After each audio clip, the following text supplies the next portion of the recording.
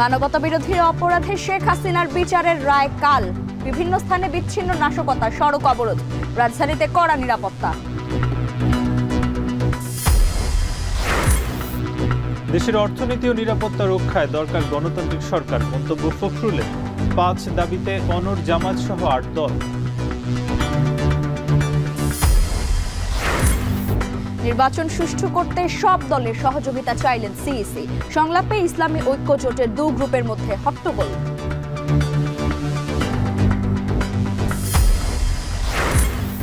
দেশি বিদেশি ঋণ বেড়ে যাওয়ায় রাজস্ব আদায়ে চাপ বেড়েছে। কর অব্যাহতি থেকে বেরিয়ে আসার ঘোষণা এনবিআর চেয়ারম্যানের।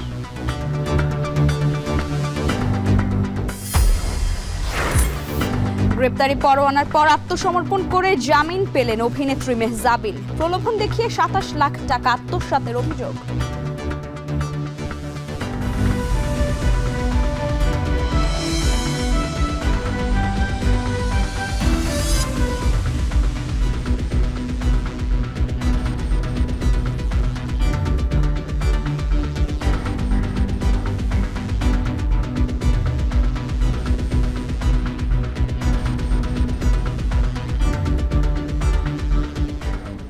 স্বাগত এখন সন্ধ্যায়। পুরো আয়োজন জুড়ে সঙ্গে আছি আমরা দুজন, আমি লাইবা জান্নাত এবং আমি নাজমুস সাকিব। জুলাই অভ্যুত্থানে সংঘটিত গণহত্যায় শেখ হাসিনা সহ ৩ আসামির মানবতা বিরোধী অপরাধ মামলার রায় ঘোষণা হবে আগামীকাল, যা সরাসরি সম্প্রচার করবে বিটিভি। আর রায়ের আগের দিন ট্রাইব্যুনাল 1-এ ব্রিফিংয়ে প্রসিকিউটর গাজী এমএইচ তামিম বলেন, যেসব আসামি পলাতক তারা আত্মসমর্পণ না করলে আপিল করতে পারবেন না। এছাড়া রায়ের ক্ষেত্রে আসামি নারী না পুরুষ তা বিবেচনার সুযোগ নেই, তার অপরাধের মাত্রা অনুযায়ী সাজা হবে। আজহার লিমনের প্রতিবেদন। দিন পেরোলে রায়, আন্তর্জাতিক অপরাধ ট্রাইব্যুনাল ঘিরে অতিরিক্ত নিরাপত্তা। দীর্ঘ একটা আইনি লড়াই শেষে মানবতা বিরোধী অপরাধের যে মামলা, সাবেক প্রধানমন্ত্রী শেখ হাসিনা সহ ৩ জনের বিরুদ্ধে রায় ঘোষণার আগের দিন, সেটি নিয়ে সাংবাদিকদের মুখোমুখি হন ট্রাইব্যুনালের প্রসিকিউটর গাজী এমএইচ তামিম। বলেন, ঐতিহাসিক এই মামলার রায় সরাসরি সম্প্রচার হবে। জুলাই গণঅভ্যুত্থানের পরে পুনর্গঠিত ট্রাইব্যুনালে আমরা চেষ্টা করেছি গণমাধ্যমের আপনাদের মাধ্যমে সারা জাতিকে সাথে নিয়ে এই বিচারটা করতে, যেন শুধু বিচার হচ্ছে না, বিচারটা যে ন্যায় বিচার হচ্ছে এটা যেন জাতি জানতে পারে। এই জন্য আমরা একটা বড় অংশ প্রসিডিংস লাইভ করেছি। প্রসিকিউটর দাবি করেন, তারা আসামিদের বিরুদ্ধে আনা 5টি অভিযোগ সন্দেহাতীতভাবে প্রমাণ করতে পেরেছেন। আসামিদের সম্পদ বাজেয়াপ্ত করে জুলাই শহীদ ও আহতদের ক্ষতিপূরণ দেবার আবেদন করা হয়েছে জানান তিনি।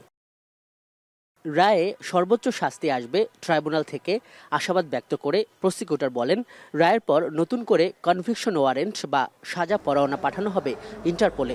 তবে পলাতক থাকলে আসামিরা আপিল করতে পারবেন না। হাজির না হয়ে উনি যে সকল কথা বলবেন সেটা আইনের দৃষ্টিতে কোনো বক্তব্যই নয়, সামাজিক দৃষ্টিতে বক্তব্য, যেটাতে আমরা মনে করি যে উনি যে কোনো একটা সময় এসে বলবেন যে এখানে মামলা চলছে, এখানে যে মামলা হয়েছে এটা আমি জানি না বা জানতাম না, এটা বলার সুযোগ থাকছে না।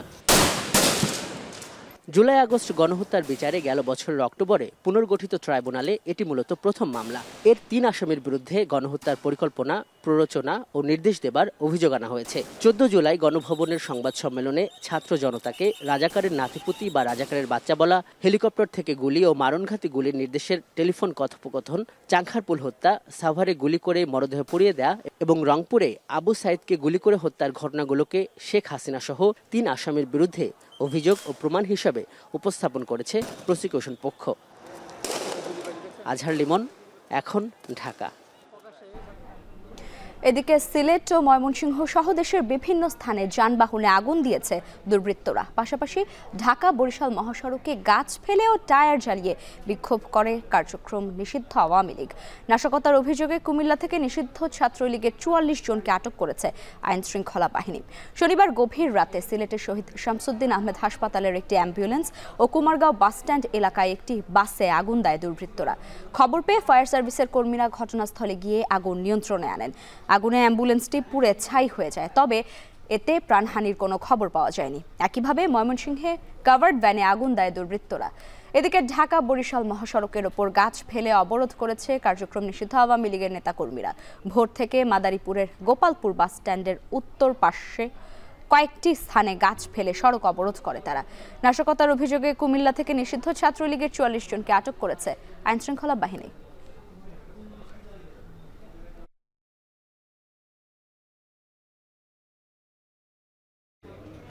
কার্যক্রম নিষিদ্ধ আওয়ামী লীগের কর্মসূচিকে কেন্দ্র করে চোরাগোপ্তা হামলা প্রতিরোধে রাজধানীতে সক্রিয় রয়েছে পুলিশ। সুনির্দিষ্ট অভিযোগের ভিত্তিতে অপরাধীদের গ্রেপ্তার করা হচ্ছে বলে দাবি করছেন ডিএমপির মিডিয়া উইংয়ের প্রধান তালেবুর রহমান। এদিকে পুলিশের নতুন পোশাক মনোবল ভাঙার কারণ হবে না বলেও মনে করেন পুলিশের এই কর্মকর্তা। এদিকে নিরাপত্তা আইন শৃঙ্খলা রক্ষায় ঢাকা, ফরিদপুর, গোপালগঞ্জ, মাদারীপুরের দায়িত্ব পালন করছে বিজিবি।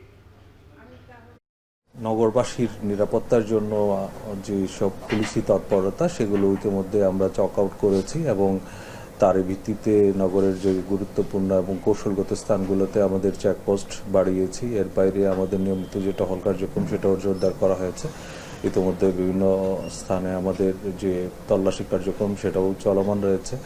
গোয়েন্দা নজরদারিও বৃদ্ধি করা হয়েছে বহুলাংশে।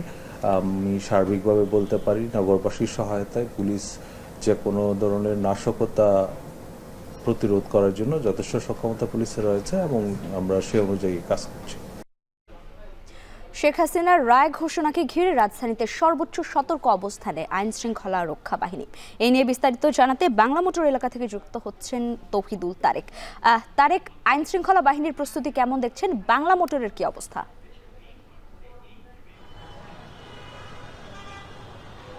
লাইবা শুরুতেই শুরু করতে হচ্ছে আসলে গেল 13 নভেম্বরের বিষয়টি দিয়ে। আপনারা জানেন যে গেল 13 নভেম্বর কিন্তু নিষিদ্ধ ঘোষিত সংগঠন আওয়ামী লীগের যে কর্মসূচি ছিল সেই কর্মসূচিতে কিন্তু ঠিক বাংলা মোটরের এই জায়গাটিতেই কিন্তু তারা ককটেল বিস্ফোরণ ঘটিয়েছিল, যেটার কারণে আসলে পরবর্তীতে দুজনকে ধরা হয়। কিন্তু আজকের যে পরিস্থিতি সেটা বলা যেতে পারে যে পুরোপুরি স্বাভাবিক অবস্থা রয়েছে। আপনারা দেখতে পাচ্ছেন যে এই সময়টিতে আসলে কর্মব্যস্ত মানুষ অফিস থেকে ফেরে, এই যানবাহনের যে ভিড় থাকে সেটা কিন্তু আমরা লক্ষ্য করছি। তবে যে বিষয়টি উল্লেখ করতে হয় যে আগামীকাল শেখ হাসিনার যে মামলার রায় রয়েছে সেই রায়কে কেন্দ্র করে কিন্তু আইন শৃঙ্খলা রক্ষাকারী বাহিনী সতর্ক অবস্থানে রয়েছে। আপনারা দেখতে পাচ্ছেন যে পুলিশের একটি টহল টিম কিন্তু এখানে তারা অবস্থান করছে এবং সতর্ক অবস্থানে রয়েছে যে কোনো অনাকাঙ্ক্ষিত ঘটনা যাতে তারা এখানে তারা সেই নিরাপত্তাটা দিতে পারে এখানকার মানুষকে। এবং একই সাথে বাংলা মোটরে যে আমরা সচরাচর যে চিত্র দেখি, কর্মব্যস্ত যে আমরা পয়েন্টটি দেখি, এই পয়েন্টটি কিন্তু এখানে রয়েছে। যানজট আমরা দেখতে পাচ্ছি এবং গাড়িও কিন্তু স্বাভাবিকভাবেই চলাচল করছে। একইভাবে আমরা পথচারীও দেখছি, তারাও চলাচল করছে। তবে আমরা জানি যে এই শেখ হাসিনার রায়কে কেন্দ্র করে তার যে দল রয়েছে, দলটি কিন্তু 2 দিনের শাটডাউন কর্মসূচি দিয়েছে। এই কর্মসূচির মধ্যেও রাজধানীতে এই মুহূর্তে কিন্তু এর কোনো প্রভাব এই মুহূর্তে চোখে পড়ছে না। তবে দিন যত বা সময় যত গড়াচ্ছে রায়ের সময় কিন্তু ততটাই কাছাকাছি বা কাছে চলে আসছে।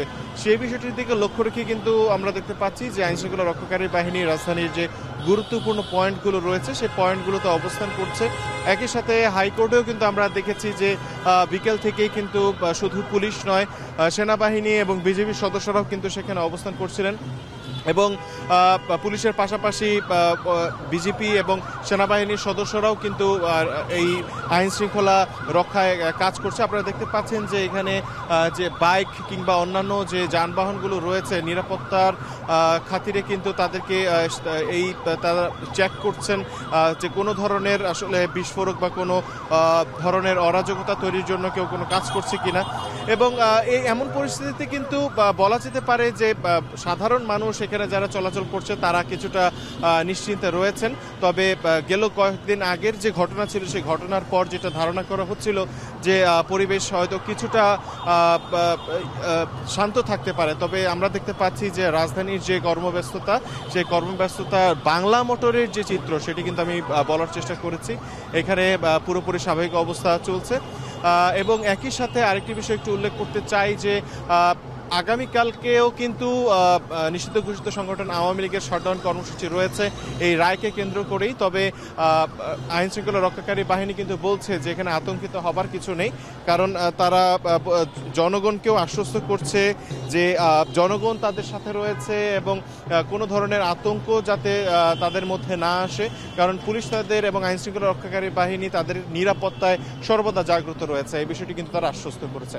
এই ছিল আমার কাছে সবশেষ। শেখ হাসিনার রায় ঘোষণাকে ঘিরে রাজধানীতে সর্বোচ্চ সতর্ক অবস্থানে রয়েছে আইন শৃঙ্খলা বাহিনী। আর এই বিষয়ে বিস্তারিত জানাতে যুক্ত ছিলেন তহিদুল তারেক বাংলা মোটর এলাকা থেকে। দিনকে দিন দেশের অর্থনীতি ও নিরাপত্তা খারাপের দিকে যাচ্ছে, সেজন্য দ্রুত গণতান্ত্রিক সরকার প্রয়োজন বলে মন্তব্য করেছেন বিএনপি মহাসচিব। ভাসানীর মৃত্যুবার্ষিকীর সভায় বলেন, একটি গোষ্ঠী পরিকল্পিতভাবে নির্বাচনকে বিলম্বিত করতেই নানা দাবি তুলছে। অন্যদিকে নির্বাচনের আগে গণভোট সহ 5 দাবিতে অনড় অবস্থানে জামায়াত সহ 8 দল। তাদের আন্দোলন অব্যাহত থাকবে বলে জানিয়েছেন দলটির সেক্রেটারি জেনারেল মিয়া গোলাম পরওয়ার। হোসেন জাহিদের প্রতিবেদনে দেখুন বিস্তারিত। দেশে বিরাজমান রাজনৈতিক পরিস্থিতির প্রেক্ষিতে আন্দোলনরত ইসলামী 8 দলের নেতৃবৃন্দের যৌথ সংবাদ সম্মেলন। বিদ্যমান রাজনৈতিক সংকট নিরসনে সেখানে জামায়াত নেতা মিয়া গোলাম পরওয়ার বলেন, একটি দলকে খুশি করার গোপন পরামর্শে নির্বাচনে লেভেল প্লেইং ফিল্ড নিশ্চিত করতে পারছে না সরকার। 8 দলের চলমান আন্দোলন অব্যাহত থাকবে বলেও জানান তিনি। প্রধান উপদেষ্টা একই দিনে ভোট একথা বলার কারণে যে সংশয়, তা সরকারকে দূর করতে হবে। আমাদের যে 5 দফা দাবি, তার দাবিতে আমাদের কর্মসূচি অব্যাহত থাকবে। 17 নভেম্বর ঘিরে ফ্যাসিবাদী শক্তি নাশকতা করতে চাইলে তা ঠেকাতে মাঠে থাকবে 8 দল, এমন হুঁশিয়ারিও দেন তিনি। নাশকতার কোনো সুযোগ এ জাতি দেবে না, আগের দিনেও দেয়নি, এটা কোনো স্থানই পাবে না ইনশাআল্লাহ। সামনে তারা এটা সুযোগ পাবে না। আমরা মাঠে থাকবো, আমাদের 8 দল মাঠে থাকবে ইনশাআল্লাহ। দুপুরে মাওলানা আব্দুল হামিদ খান ভাসানীর 49তম মৃত্যুবার্ষিকী উপলক্ষে জাতীয় প্রেস ক্লাবের আলোচনা সভার আয়োজন করে জাতীয়তাবাদী দল বিএনপি। সভায় বিএনপি মহাসচিব মির্জা ফখরুল ইসলাম আলমগীর বলেন, জন আকাঙ্ক্ষার পরিপূর্ণতা পেতে দ্রুত জাতীয় নির্বাচন দরকার। এখানে কিছু গোষ্ঠী, কিছু মহল আজকে পরিকল্পিতভাবে এই বাংলাদেশে একটা অনিশ্চয়তা সৃষ্টি করতে চায় এবং তারা বিভিন্ন রকম দাবি তুলে নির্বাচনকে ব্যাহত বা বন্ধ বিলম্বিত করতে চায়। যে নির্বাচনই হচ্ছে একমাত্র পথ যা দিয়ে একটা ট্রানজিশন টু ডেমোক্রেসি, গণতন্ত্রে আমরা যেতে পারবো। সোমবার শেখ হাসিনার রায়কে কেন্দ্র করে দেশে একটি মহল নাশকতার ষড়যন্ত্র করছে বলেও অভিযোগ করেন তিনি। আগামীকাল ফ্যাসিস্ট হাসিনার গণহত্যার বিরুদ্ধে যেটা ট্রায়াল হয়েছে, তার রায় বেরোবে। এই নিয়ে একটা চরম আপনার একটা বলা যেতে পারে যে একটা অনিশ্চয়তা, একটা আতঙ্ক সারা দেশে বিরাজ করছে। হোসেন জাহিদ, এখন ঢাকা। ভোটারদের জন্য নিরাপদ পরিবেশ তৈরিতে রাজনৈতিক দলের সহায়তা চেয়েছেন সিইসি। বলেন, প্রার্থীরা আচরণবিধি ঠিকমতো পালন করলে নির্বাচন সুষ্ঠু হবে। সকালে ইসিতে রাজনৈতিক দলগুলোর সাথে দ্বিতীয় দিনের সংলাপের সূচনা বক্তব্যে সিইসি এমন মন্তব্য করেন। পরে একসময় নির্বাচনে বেশি শক্তির ব্যবহার বন্ধে কমিশনকে কঠোর হওয়ার আহ্বান জানান রাজনৈতিক দলগুলোর প্রতিনিধিরা। এদিকে সংলাপে অংশ নেওয়া দলগুলোর মধ্যে একটি অনিবন্ধিত দল নিয়ে শুরু হয় হট্টগোল। বিস্তারিত দেখুন আসিফ ইকবালের প্রতিবেদনে। রাজনৈতিক দলগুলোর সাথে দ্বিতীয় ধাপের সংলাপে নির্বাচন কমিশন। রোববার দিনের প্রথম ভাগের বৈঠকেই ঘটে হট্টগোলের ঘটনা, যার সূত্রপাত ইসলামী ঐক্যজোটের চলমান বিভেদকে ঘিরে। দলটির দুই অংশই সংলাপে অংশ নিতে চাইলে এক পক্ষের সাথে আরেক পক্ষের বাগবিতণ্ডা শুরু হয়। এ সময় যাদের হাতে আমন্ত্রণপত্র ছিল না, অর্থাৎ দলটির সাবেক চেয়ারম্যান মুফতি আমিনের ছেলে হাসনাত আমিনীকে বের করে দেওয়া হয় সংলাপ থেকে।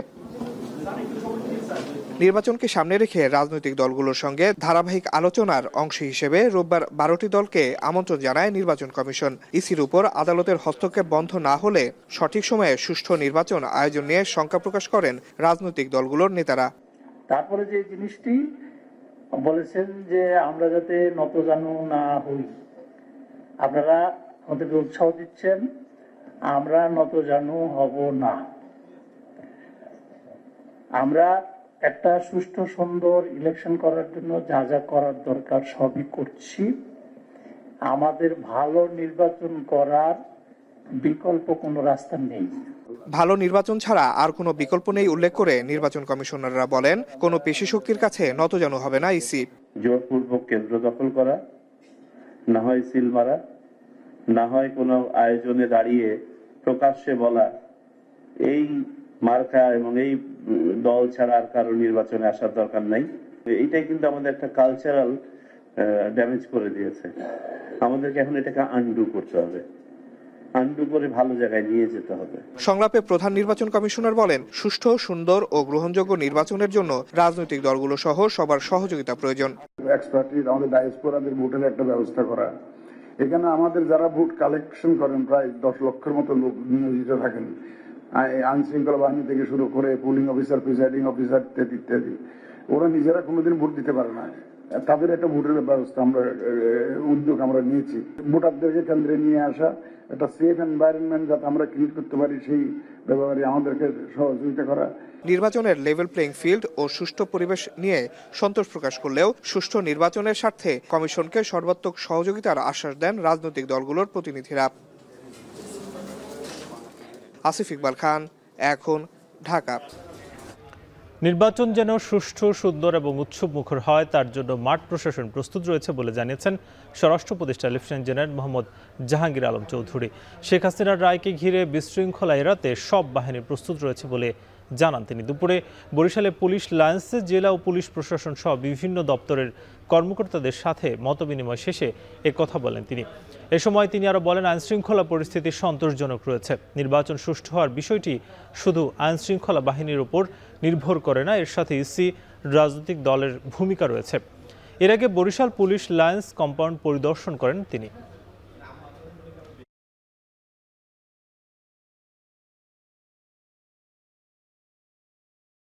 আমি আশা করব যে এই ইলেকশনটা খুব ফ্রি, ফেয়ার, ক্রেডিবল এবং উৎসবমুখর হবে। মাঠ প্রশাসন কিন্তু এই ব্যাপারে প্রস্তুতি নিচ্ছে এবং নিচ্ছে, এই দুটোটাই তারা করে যাচ্ছে।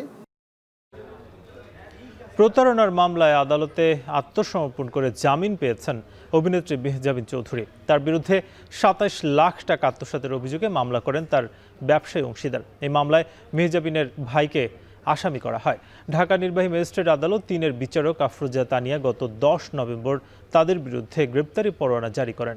বাদী আমিরুল বলেন, গত ১০ নভেম্বর মামলার আসামিদের আদালতে হাজির হওয়ার দিন ঠিক থাকলেও তারা আসেনি, এজন্য আদালত তাদের বিরুদ্ধে গ্রেপ্তারি পরোয়ানা জারি করেছে। সোমবার বিকেলে আদালতে আত্মসমর্পণ করে জামিন চান মেহজাবিন। পরে আদালত শুনানি করে জামিন মঞ্জুর করেন। পারিবারিক ব্যবসায়ী অংশীদার আমিরুল ইসলাম অভিনেত্রী মেহজাবিন ও তার ভাইয়ের বিরুদ্ধে ২৭ লাখ টাকা আত্মসাৎ ও হত্যার হুমকি মামলা করেন।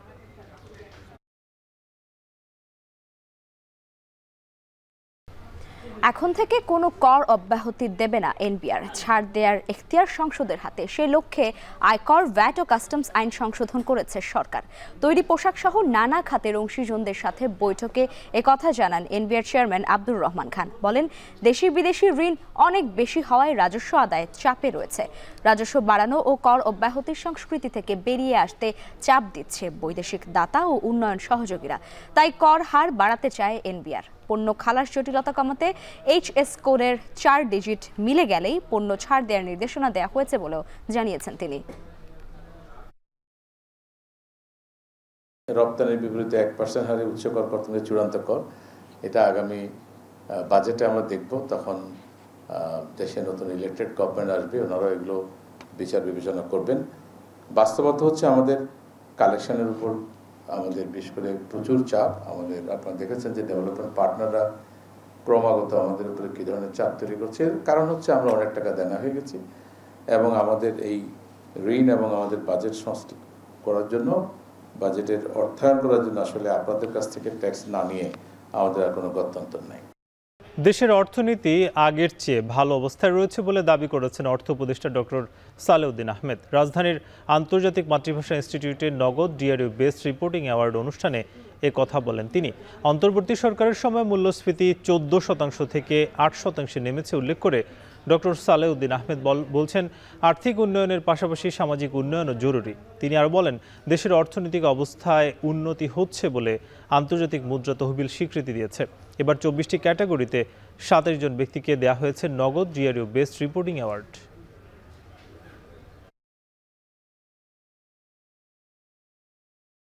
এই যে ফরেন এক্সচেঞ্জ বেড়েছে, রিজার্ভ বেড়েছে, ইভেন এক্সপোর্টও বাড়ছে। আপনারা দেখছেন চ্যালেঞ্জের মধ্যে বাড়ছে, আর যারা এক্সপোর্টাররা নিতে অত ইস্যু করছে, ব্যবসা কিন্তু স্লত হচ্ছে, কিন্তু ইকোনমি তো মোটামুটি একেবারে ধ্বংস হয়ে যায়নি। ধ্বংসটা আরো বেটার হয়েছে। আমরা যেটা কাউন্টার ফ্যাকচুয়াল আর্গুমেন্ট বলি, আমরা যদি না নিতাম দায়িত্ব, ক্ষমতা তো নেই দায়িত্ব না নিলে কিন্তু দেশটা কি অবস্থায় যেত আপনারা সহজে অনুমান করতে পারবেন। হাফ ভাড়া নিয়ে ছাত্র ও বাস শ্রমিকদের সাথে সংঘর্ষের জেরে বরিশাল নথুল্লাবাদ বাস টার্মিনাল থেকে রাজধানী সহ সকল রুটে বাস চলাচল বন্ধ রয়েছে। এতে দুর্ভোগে পড়েছেন যাত্রীরা। দ্রুত সমস্যা সমাধানের দাবি ভুক্তভোগীদের। মাহমুদুন নবীর তোলা ছবিতে আরও জানাচ্ছেন ফিরদাউস সোহাগ। অন্যান্য দিনের মতো রোববার ভোরে বিভিন্ন গন্তব্যে যেতে যাত্রীরা হাজির হন বরিশালের নথুল্লাবাদ বাস টার্মিনালে, কিন্তু কোনো বাসই এদিন গন্তব্যের উদ্দেশ্যে ছেড়ে যায়নি। এ কারণে বিপাকে পড়েন যাত্রীরা। আমি মেহেন্দিগঞ্জ থেকে আসছি, মেহেরপুরে যাব। আমার মাল সামানা আছে, আমার ওয়াইফ আছে, ওনাকে পাঠাবো আর কি। আমি যাব না, ওনাকে দিয়ে মাল সামানা উঠাই দেবো গাড়িতে। এখন তো চরম দুর্ভাগ্য, যেহেতু মহিলা মানুষ কিভাবে যাবে জানি না। রাস্তার উপরে এসে বসে আছি, এটা কেমনে একটা বিশৃঙ্খলা সৃষ্টি, এটা তো মানুষের দুর্ভোগ, আমাদের জনগণেরই তো দুর্ভোগ। এসে দেখি সবকিছু ভাঙচুর, খারাপ অবস্থায় কাউন্টারের। তখন কোনো গাড়ি যাচ্ছে না, এখানে কোনো লোকজনও নাই। যে গাড়ির যে থাকে, ম্যানেজার থাকে, আরো অনেক থাকে, যেন কাউন্টারে লোকজন থাকে, কেউ নাই। কাজ না থাকায় টার্মিনালের বিভিন্ন স্থানে শ্রমিকদের ছোট ছোট জটলা। কখন কাটবে অচলাবস্থা, তাই পরিবহন মালিকদের মুখের দিকে তাকিয়ে তারা। আইবানের জন্য গাড়ির যত গ্লাস ভাঙছে, ধূমপান হয়েছে, হোটেল বন্ধ, খাবার দাবারের জন্য সব সমস্যা। চুলা জ্বলতেও পারে, নাও জ্বলতে পারে। অনেক আছে দিনে, আমরা দিন আনি দিন খাই, তো আজকে মানুষের দিয়ে দাঁড় উদ্ধার করে খাইতে হইবে। এখন একদিন যদি গাড়ি না চলে, একটা শ্রমিকের সমস্যা হওয়ারই কথা, স্বাভাবিক। এদিকে সকাল 10টার দিকে বাস টার্মিনালে যান মালিকপক্ষ। তাদের মধ্যেও উদ্বেগ, উৎকণ্ঠা। তো এত বড় ঘটনা আসলে এই বাস টার্মিনালে বড় ভাই যে বললো 40 বছর ইতিহাসে আমরা আসলে দেখিনি। অনেক ধরনের শ্রমিক এবং ছাত্র বা ইসের সাথে সংঘর্ষ, ভুল বোঝাবুঝি হইতে পারে। সেটা অল্পতি আবার সেটা এখানে যেহেতু একটা বাস মালিক গ্রুপ আছে, সেখানে নিরসন করার অনেক জায়গা আছে, গার্ডিয়ান আছে। সেটা যদি না থাকে, তারপরে ডিসি মহোদয় আছে, সব কিছুই ছিল। নথুল্লাবাদ বাস টার্মিনাল বরিশাল বিভাগের সবচেয়ে বড় বাস টার্মিনাল। প্রতিদিন 1000 বাস এই টার্মিনাল থেকে যাতায়াত করে। হাফ ভাড়া নিয়ে শিক্ষার্থীদের সাথে দ্বন্দ্বের জেরে শনিবার সন্ধ্যায় সংঘর্ষ ও বাস ভাঙচুরের ঘটনা ঘটে। এ সময় ছাত্র, শ্রমিক সহ আহত হয় অর্ধশত। ফিরদাউস সোহাগ, এখন, বরিশাল। ষড়ঋতু উদযাপন জাতীয় পর্ষদের আয়োজনে রাজধানীর ধানমন্ডির রবীন্দ্র সরোবরে পালিত হচ্ছে নবান্ন উৎসব। গ্রামীণ নানা ঐতিহ্যকে তুলে ধরে বর্ণিলায়তনে পালিত হচ্ছে দিনটি। এ নিয়ে আরও জানাতে যুক্ত হচ্ছেন শাহাদাত অভ্র। অভ্র, জানতে চাই যে নবান্ন উৎসবে আজ কি কি আয়োজন আছে এবং কি চলছে? সাকিব, এই মুহূর্তে কিন্তু হচ্ছে এই পুরো রবীন্দ্র সরোবর বলা চলে কানায় কানায় পূর্ণ।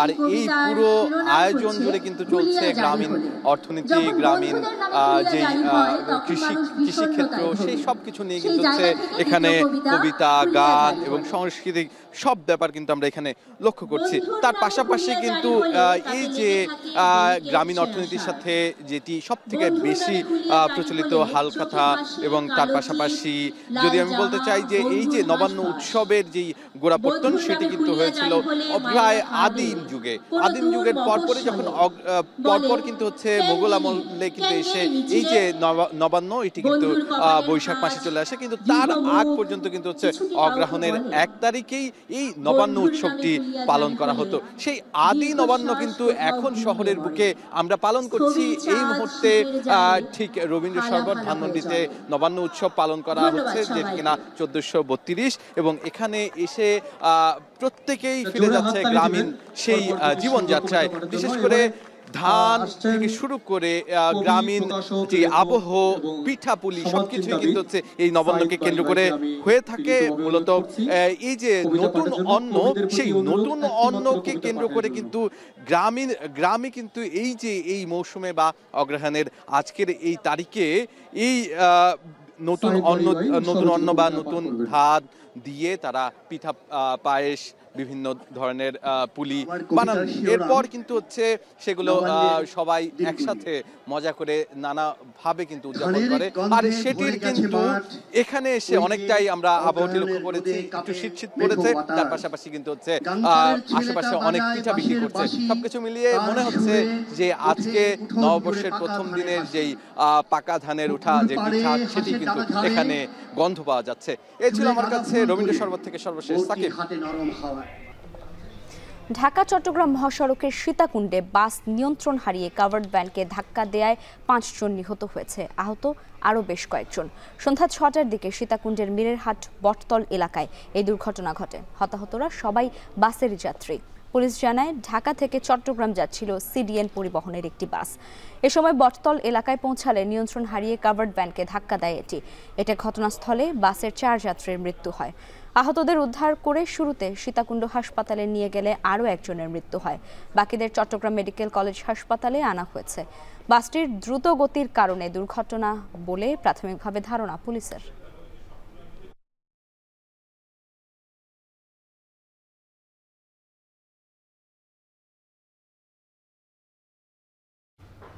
এবার জানাবো জলবায়ু সম্মেলনের খবর।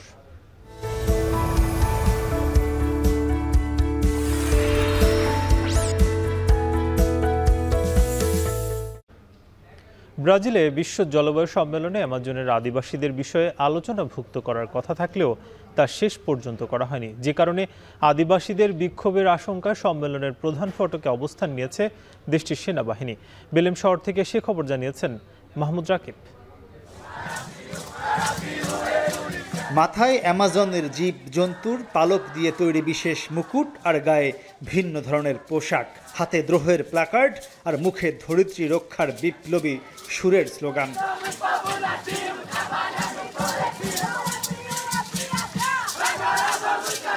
প্রচণ্ড তাপ উপেক্ষা করে কখনো হেঁটে আবার কখনো দৌড়ে সুরে সুরে চলছে জলবায়ু রক্ষার নাগরিক বিক্ষোভ। নারী পুরুষ যুবক বৃদ্ধ নির্বিশেষে পরিবেশের ন্যায্যতা বুঝে নিতে এ আয়োজন। গ্লাসগোর ২৬তম জলবায়ু সম্মেলনের পর এবারই প্রথম সম্মেলনের আয়োজক শহরে বড় ধরনের এমন বিক্ষোভ। বেলেম যেন জলবায়ু কর্মীদের পুরানো ক্ষোভে বারুদ জুগিয়েছে। দেশি বিদেশি পরিবেশ কর্মীরা বলছেন, জাতিসংঘ ও জলবায়ু সম্মেলন আয়োজকরা পরিবেশ রক্ষা ও ক্ষতিগ্রস্ত দেশগুলোকে ক্ষতিপূরণ দেওয়ার দিকে মনোযোগ না দিয়ে বরং সচেতন পরিবেশ কর্মীদের মোকাবেলার দিকে বেশি মনোযোগী, যা আদিবাসীদের আরও খেপিয়ে তুলেছে। জলবায়ু সম্মেলন আসলে জলবায়ু পরিবর্তন মোকাবেলার জন্য কাজ করছে না।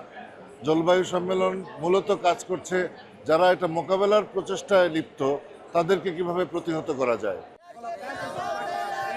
জলবায়ু বিজ্ঞানীরা বলছেন, কপ কর্তৃপক্ষ জলবায়ু পরিবর্তন রোধ করতে গিয়ে পথ হারিয়ে ফেলেছে। This place has to really reboot itself to make sure it is still relevant for indigenous people, for vulnerable populations, for women, children and everybody who's on the front line of the climate crisis. Bangladesh সরকারের প্রতিনিধিরাও একমত পোষণ করে বলছেন, কপ তার উদ্দেশ্য থেকে সরে গেলেও এই আয়োজনই বিপর্যস্ত দেশগুলোর একমাত্র ও শেষ ভরসা। যে অবস্থাটা দেখা যাচ্ছে, বিশেষ করে বর্তমানে যে বৈশ্বিক প্রেক্ষাপট, সেটা আমাদের পরিবেশে আলোচনা এবং পরিবেশের জন্য, ক্লাইমেট চেঞ্জের জন্য একটা অনুকূল পরিবেশ না। আমেরিকা সরে গেছে, এখন যারা যারা মেজর এমিটার তারাও সরে যেতে চাচ্ছে। গবেষণায় দেখা গেছে, বর্তমান গড় তাপমাত্রার গতি চলতে থাকলে খুব শিগগিরই 1.5 তাপমাত্রা অতিক্রম করবে পৃথিবী, যার সবচেয়ে বেশি নেতিবাচক প্রভাব পড়বে বাংলাদেশে। প্রায় 3.5 দশক আগে থেকে শুরু হওয়া এই বিশ্ব জলবায়ু সম্মেলনের মূল উদ্দেশ্য ছিল বাংলাদেশের মতো পরিবেশ বিপর্যয়ে থাকা দেশগুলোকে রক্ষা করা, পাশাপাশি পুরো বিশ্বে মানুষের বসবাসযোগ্যতা নিশ্চিত করা। কিন্তু উন্নত বিশ্বের অনীহা আর বিশ্ব মোড়লদের খামখেয়ালির জন্য এই আসরগুলো ধীরে ধীরে তার প্রয়োজনীয়তা হারাচ্ছে। তাই পরিবেশ কর্মীরা বলছেন, যদি উন্নত বিশ্ব সজাগ না হয় তাহলে একদিকে যেমন বাংলাদেশের মতো পরিবেশ বিপর্যয়ে থাকা দেশগুলো ধ্বংসের দিকে এগিয়ে যাবে, পাশাপাশি পুরো বিশ্বে মানুষ তার বসবাসযোগ্যতা হারাতে পারে। মাহমুদ রাকিব, এখন বেলেম, ব্রাজিল। 5 বছর নয়, ব্রিটেনে আশ্রয় প্রার্থীদের স্থায়ীভাবে বসবাসের জন্য আবেদন করতে এখন অপেক্ষা করতে হবে 20 বছর। সোমবার দেশটির স্বরাষ্ট্রমন্ত্রী শাবানা মাহমুদ এই পরিকল্পনা ঘোষণা করবেন বলে রোববার খবর প্রকাশ করেছে ব্রিটিশ সংবাদ মাধ্যম বিবিসি। প্রতিবেদনে বলা হয়, ব্রিটেনে আশ্রয় প্রার্থী ও ছোট নৌকায় চ্যানেল পাড়ি দেয়া মানুষের সংখ্যা কমাতে এই বড় ধরনের পরিবর্তন আনা হচ্ছে। নতুন পরিকল্পনা অনুযায়ী আশ্রয়প্রাপ্তদের শুধু অস্থায়ীভাবে যুক্তরাজ্যে থাকতে দেয়া হবে। তাদের শরণার্থী মর্যাদা নিয়মিত পর্যালোচনা করা হবে। যাদের নিজ দেশে নিরাপদ বলে বিবেচিত হবে তাদের ফিরিয়ে দেয়া হবে। বর্তমানে 5 বছরের জন্য ব্রিটেনে শরণার্থী মর্যাদা দেয়া হয়। এরপর তারা স্থায়ী বসবাসের জন্য আবেদন করতে পারেন। তবে এখন স্থায়ী বসবাসের যোগ্যতা পাওয়ার সময়সীমা 5 বছর থেকে বাড়িয়ে 20 বছর করে কঠোর নীতি প্রণয়ন করতে যাচ্ছে ব্রিটেন সরকার।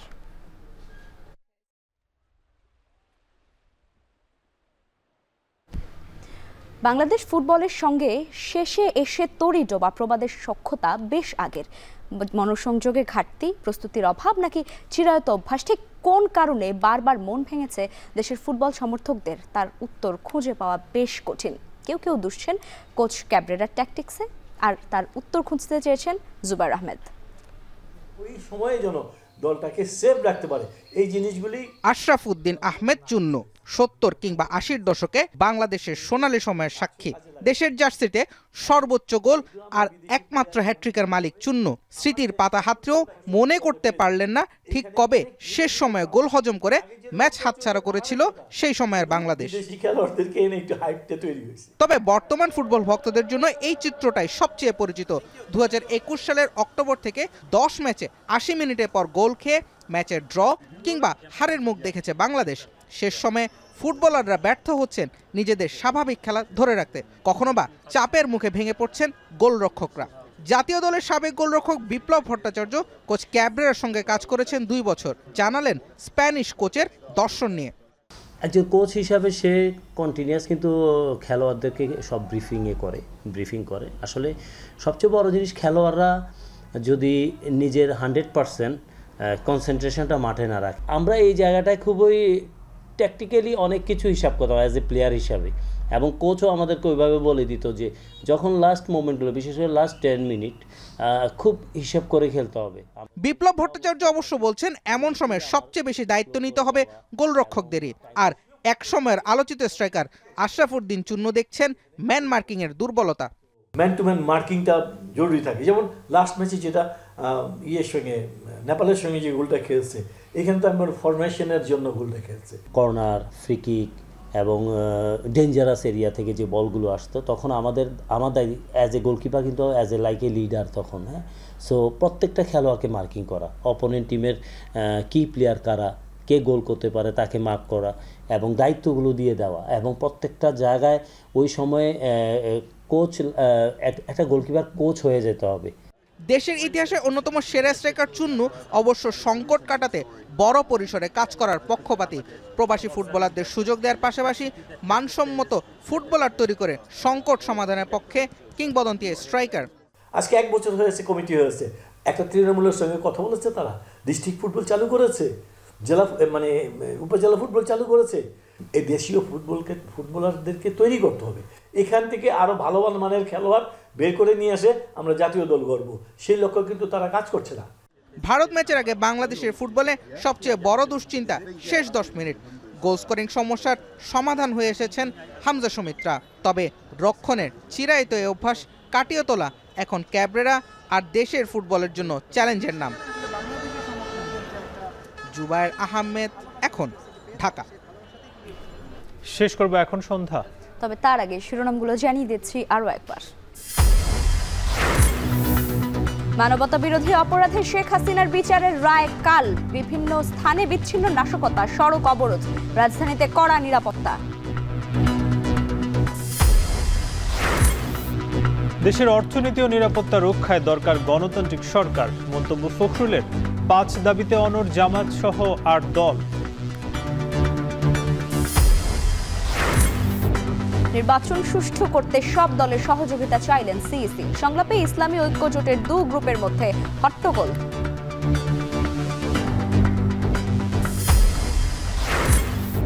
চট্টগ্রামের সীতাকুণ্ডে নিয়ন্ত্রণ হারিয়ে কাভার্ড ভ্যানে বাসের ধাক্কা, 5 জন নিহত, আহত বেশ কয়েকজন।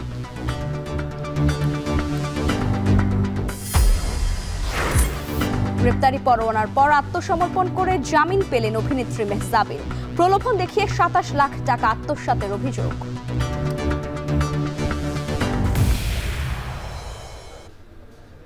আর এই ছিল এখন সন্ধ্যায়। এখন টেলিভিশন ওয়েবসাইটে দেখতে ভিজিট করুন এখন.tv। এছাড়া ফেসবুকে যুক্ত হতে পারেন facebook.com/tv.এখন। ইউটিউবে দেখতে পারেন youtube.com/c/echontv।